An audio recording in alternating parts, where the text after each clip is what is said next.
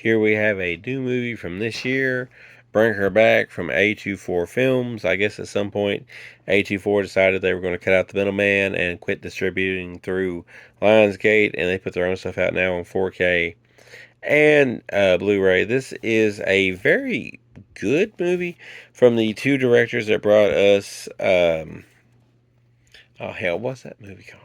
It was a good movie.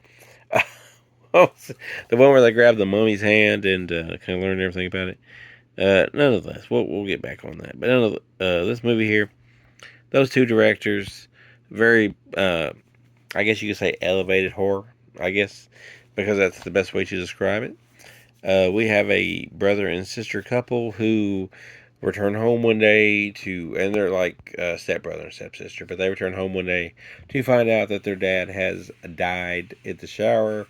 So then they go off to a foster home with a very weird woman who seems weird but kind of nice, but weird to the point that you have to be concerned, and you realize that she may or may not be a part of well, not really part of a cult, but she is practicing some black magic, some black witchcraft, easy for me to say, that will lead to the resurrection of somebody in her family that may or may not have passed away. So yeah, this thing, it builds up that whole narrative. It's creepy. It's kind of a slow burn in some ways, but it is a movie that will keep you guessing to the very end and kind of surprise you along the way, because some people kind of kick the bucket when you don't think they're going to kick the bucket, and so on and so forth. Director commentary is here. Some special features there. Collectible postcards, behind the scenes. So yeah, A24 is going out of their way to make every release they have seem like a special release. Now this is a movie that people are going to call elevated horror, and it does fit into that category. Although I feel like when you're doing the elevated horror thing, you kind of dabble into a category of being too smart for your own good, or maybe you're trying to be too full of your own shit. But this one, yeah, it's a smart horror film. It's a good horror film. It's creepy, it's scary, it surprises you in a number of ways, because things do happen in this movie that I myself did not expect to happen, but they did happen. And it kind of keeps you on your toes. But nonetheless, here is your postcards here from this movie, because you get plenty of postcards.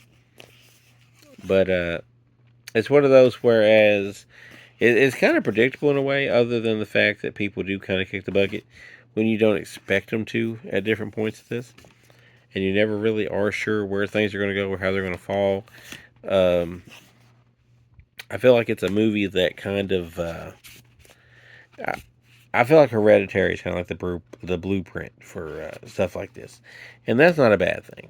It's a good thing, because Hereditary was a unique movie at its time when it came out, and it does feature kind of a bleak feeling, and I feel like that bleak feeling is a staple to newer. I'll put them in there in a minute. New horror films, because this movie feels kind of bleak at times, and that's not a bad thing.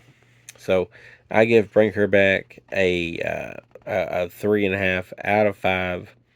One of the better things I've seen this year, and wonderful packaging from A24, who, like I said, are doing their own thing now. I've heard people praise this nonstop. I can definitely see it. There's some twists and turns. Some things you kind of see coming.